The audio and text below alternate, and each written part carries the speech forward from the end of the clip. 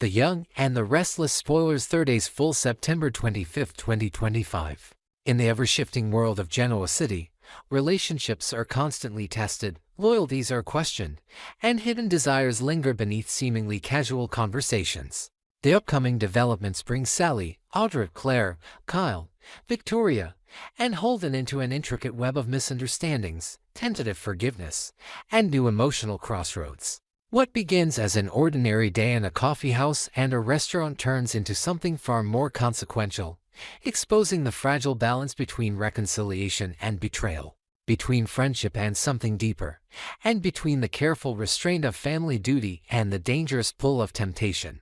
The sparks begin subtly during a conversation about business and civility at society. Sally, determined to prove she can navigate Genoa City's turbulent currents without falling into chaos, gently urges Audra to reconsider her hard stance and issue an apology where one might be long overdue. Sally knows that words carry weight in this town, and while Audra has built a reputation for sharp wit and unshakable confidence, even she cannot escape the fallout of poorly chosen battles. Sally's suggestion is not only about smoothing over current conflicts but also about showing growth, something that could make or break Audra's standing in both professional and personal spheres. Yet Audra's pride may resist such counsel, and the tension in the room is thick with the question of whether humility will serve as her shield or if arrogance will once again drag her into the storm. Meanwhile, in another corner of the narrative, Claire Newman stands at a threshold of her own. She has been invited to Los Angeles by Holden Novak, who has slowly but unmistakably become a presence in her life. The idea of traveling with him, even under the guise of friendship, is tempting but fraught with complication. Claire is tied not only by her sense of loyalty to Kyle but also by the lingering uncertainty about where their fragile relationship stands. To accept Holden's invitation would be to step into unknown territory, risking misunderstandings and sparking rumors in a town where gossip travels faster than truth. Her refusal seems sensible, almost protective of the delicate arrangement she is trying to preserve with Kyle, but fate has a way of mocking careful choices. And soon enough she will find herself confronted with Holden in a setting she did not expect. That confrontation unfolds at Crimson Lights, where the cozy familiarity of the coffee house belies the emotional turbulence simmering beneath the surface. Claire walks in, expecting a quiet moment to herself, only to be startled by the sight of Holden. She is convinced he should already be gone, heading toward his business in Los Angeles, but he smiles and explains that his flight was delayed. The mundane explanation does little to ease her agitation, because beneath her surprise is a deeper recognition. She is not merely startled that he is still here, she is unsettled by how much his presence affects her. The ease with which Holden engages her, the natural rhythm of his words, and unspoken undertones of their connection stir something Claire has tried to suppress. In the moments that follow, Holden becomes more than a casual acquaintance. He listens as Claire admits that she is in pain, her words edged with exhaustion and disappointment. She confides that she and Kyle are attempting to work through their difficulties, but her voice betrays doubt. Holden, perceptive and perhaps opportunistic, suggests that maybe Kyle is pushing too hard, forcing the relationship forward when it needs time to heal. His words are laced with gentle concern, but they also carry an unspoken challenge that perhaps Claire deserves more than what she is struggling to preserve. When he speaks of distance, if you want perspective, how does 2,000 miles sound? His invitation takes on layers far beyond geography. He is offering her not only an escape but also the possibility of something new, something undefined yet undeniably alluring. Claire hesitates, the weight of his words pressing against her carefully maintained defenses. She remembers what he told her at the park just nights before, when the air between them was charged with tension and the boundaries of friendship blurred dangerously close to something more. She challenges him on his intentions, reminding him of the confession he made, and Holden does not retreat. Instead, he admits openly what she already sensed, that he finds her attractive, that her presence unsettles him in ways he cannot disguise, and that the pull between them is real. To soften the impact, he adds that he hopes he has not made her uncomfortable, but the very admission is designed to linger in her thoughts long after their conversation ends. Elsewhere, Victoria Newman finds herself drawn into Kyle's frustrations. He seeks her ear, lamenting the difficulties he faces with his daughter, his voice tinged with the frustration of a man who feels misunderstood and unable to bridge the generational gap. Victoria listens, balancing empathy with caution, knowing that every word of advice she offers could ripple into consequences within the wider Newman-Abbott dynamic. Kyle's struggles mirror a larger truth about the families of Genoa City, that legacy and identity are never simple, that the expectations placed upon children carry shadows that stretch far into adulthood, and that every attempt to break free from the past only tightens its grip. As these threads intertwine, the stage is set for choices that will alter relationships in subtle but lasting ways. Sally's push for Audra to apologize is more than a lesson in humility. It is a test of Audra's ability to survive in a world where grudges destroy careers as quickly as bad investments. Clare's refusal of Holden's initial invitation is less a definitive rejection and more a pause in the face of temptation, a pause that may not hold when loneliness and doubt press harder. Kyle's confessions to Victoria show not just a man struggling with parenthood but one seeking validation. Perhaps even someone who will affirm what he is too afraid to admit, that his life is not as steady as he portrays. And Holden, with his disarming charm and candid admission, stands poised at the edge of something that could either blossom into forbidden passion or explode into scandal. The beauty of Genoa City lies in its unpredictability. Characters often believe they are steering their own destinies, only to discover that fate, family, and desire have been guiding them all along.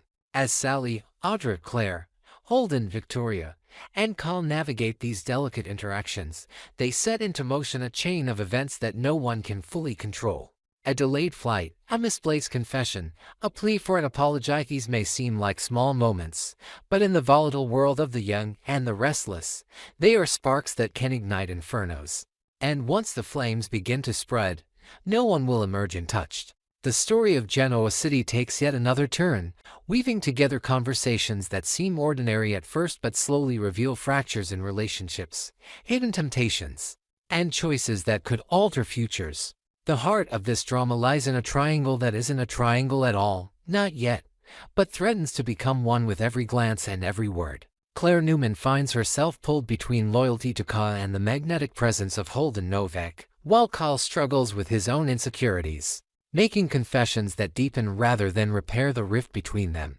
Victoria listens, guiding but also judging, aware that family, love, and truth are bound together in ways that Kyle may not yet understand. Meanwhile, Holden's persistence, cloaked in charm, pushes Clare closer to admitting her doubts, even as she resists the lure of escape. The confrontation between Clare and Holden begins with an unexpected shift. She listens to his candid admission that he finds her attractive, and instead of recoiling in anger, she surprises him with a calm but pointed reply. She tells him she doesn't dislike what he said, only that she did not expect it. The honesty of her words catches him off guard. They are not a rejection but a confession of her own conflicted emotions. Encouraged, Holden presses gently, asking whether she might at least consider his proposal of going with him to Los Angeles. He frames it not as an ultimatum but as an invitation, something adventurous and lighthearted, something that could give her space to breathe outside the suffocating tension of Genoa City. Clare listens, her heart pulling into directions, and admits that his offer sounds tempting. The sparkle in her eyes betrays the lure of his suggestion, yet she quickly adds that temptation and reality are not the same.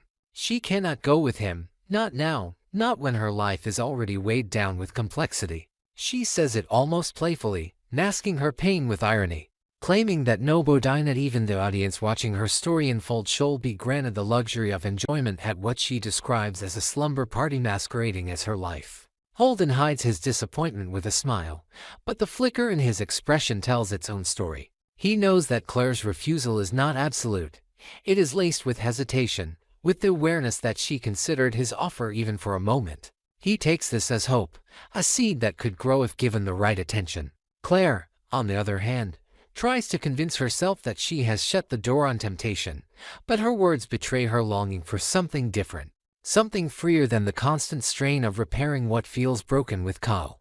At the same time, Kyle seeks comfort elsewhere, unaware that the emotional distance between him and Clare is widening with each decision he makes. He meets Victoria at Society, where the soft glow of lights and the muted hum of conversation create an atmosphere deceptively calm compared to the storm in his chest. He orders a drink and opens up, venting about his struggles with Claire. His words spill out, frustration shaping every sentence. No matter what he says or does, he feels he only manages to make things worse.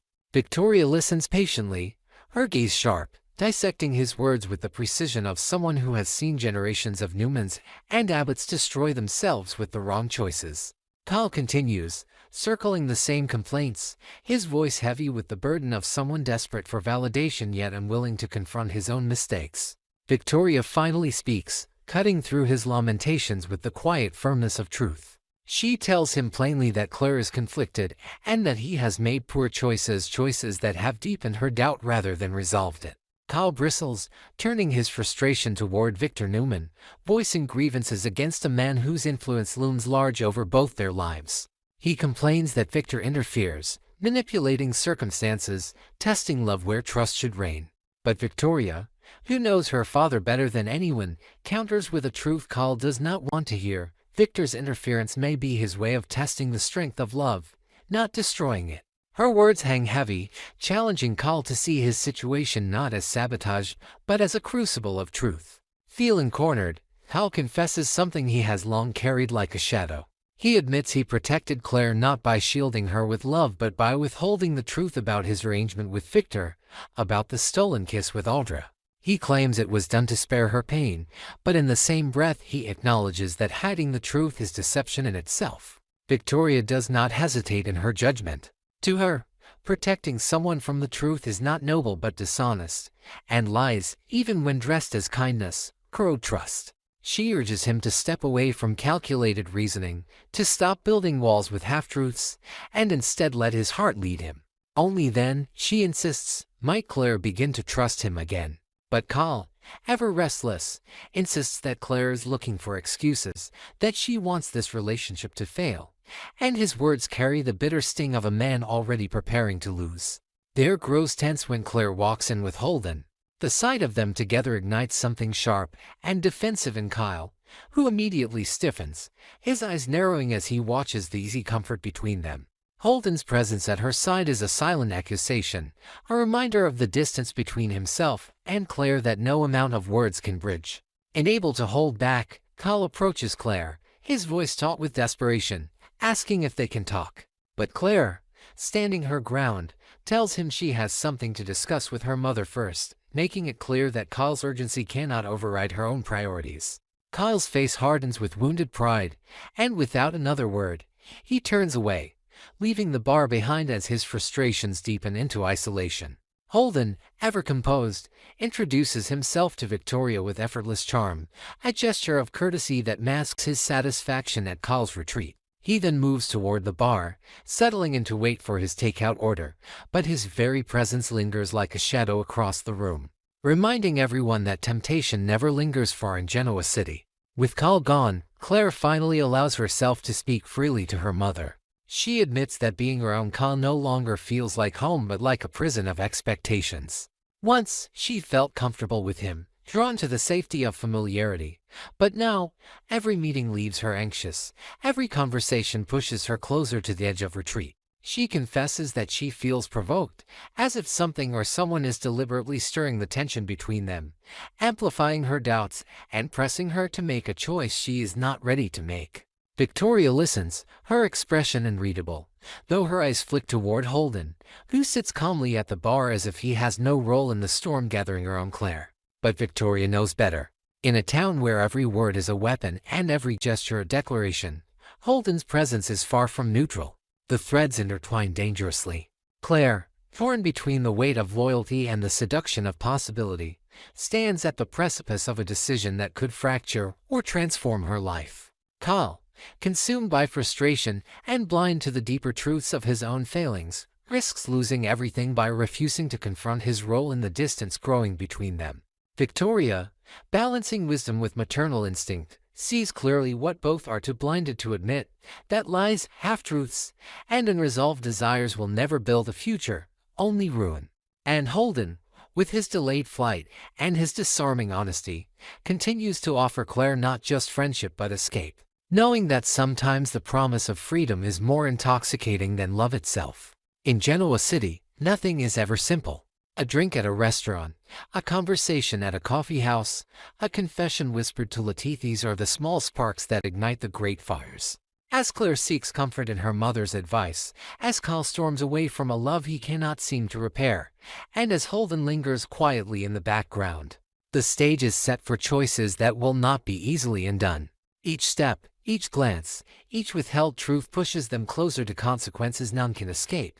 And the question is no longer whether their lives will change, but how soon and how completely. The complex emotional storm sweeping through Genoa City grows deeper with every conversation, and the threads of loyalty, desire, ambition, and betrayal tighten into knots that no one seems capable of unraveling.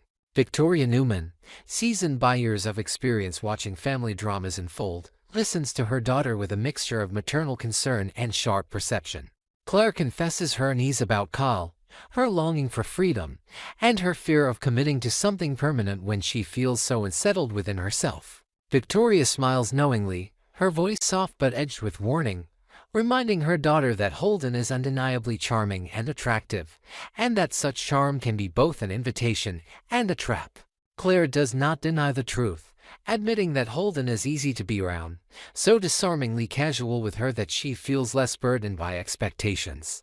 Yet even as she admits his appeal, she acknowledges that perhaps she is not ready for anything serious. She needs to live more, to understand who she is outside of relationships, before binding herself to someone forever. It is a confession that reveals both her maturity and her vulnerability, a recognition that she stands at a crossroads between the safety of loyalty and the thrill of independence, and that neither path promises peace.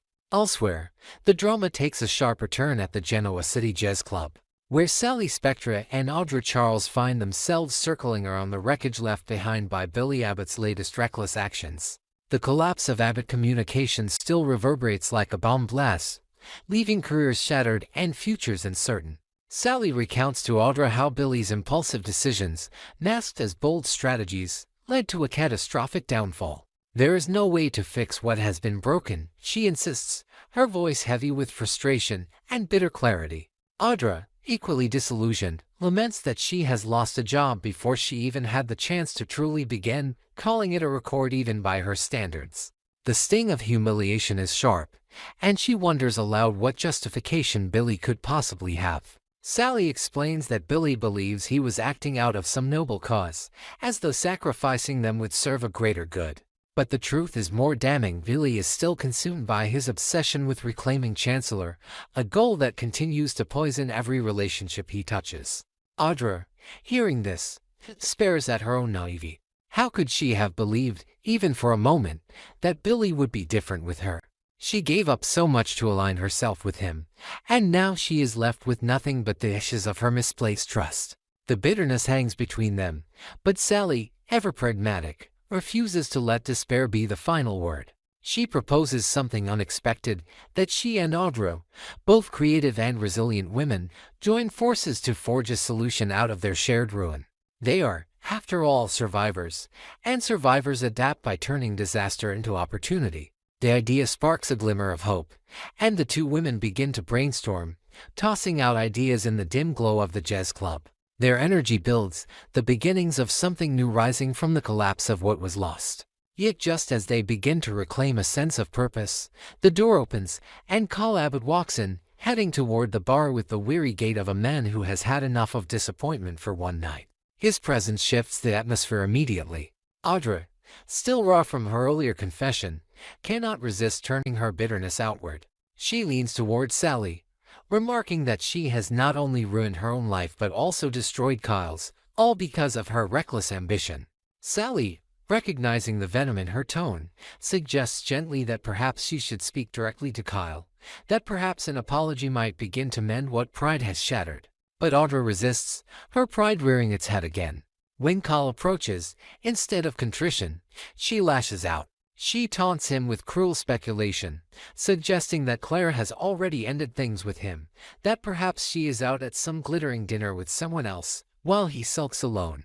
The words cut deep, feeding into Kyle's existing insecurities, and the tension between them rises quickly. Their argument escalates, voices sharpening into accusations that draw glances from other patrons.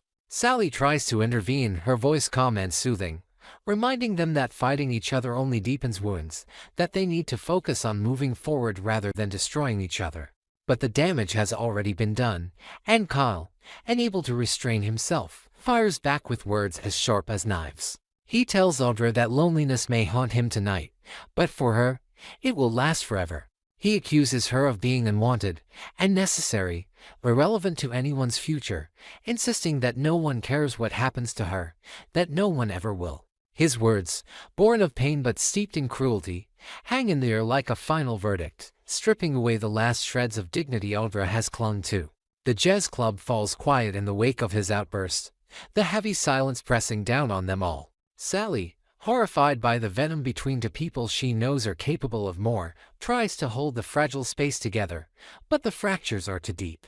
Kyle turns away, his shoulders tense, carrying the bitterness of rejection and betrayal like armor.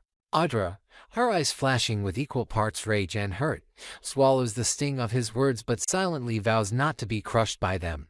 In Genoa City, even the cruelest words can become fuel for reinvention, and if Kyle believes she will fade into irrelevance, he underestimates her resolve. What ties these moments together is not just the shared stage of Genoa City but the common thread of truth too painful to ignore. Claire admits she is not ready, fearing commitment before she has truly lived. Victoria warns her that charm, however tempting, is no substitute for substance. Sally recognizes that ambition without caution breeds ruin but pushes for resilience in the face of collapse. Audra, cornered by failure and insult, contemplates what reinvention might look like in a town where every reinvention is just another move in a never-ending game. Kyle, torn between confession and defensiveness, lashes out at the very people who might understand his pain, only deepening his isolation.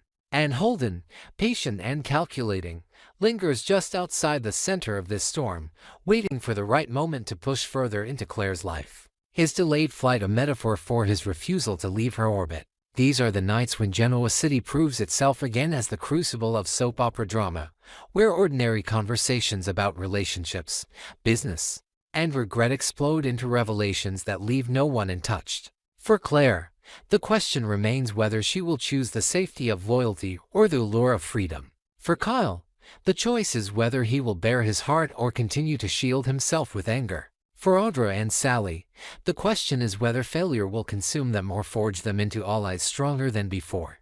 And for Holden, the question is not whether he will push further, but how long he can resist before temptation turns into scandal. The answers are not yet written, but the stakes could not be higher, and the consequences of every word spoken tonight will echo far into tomorrow.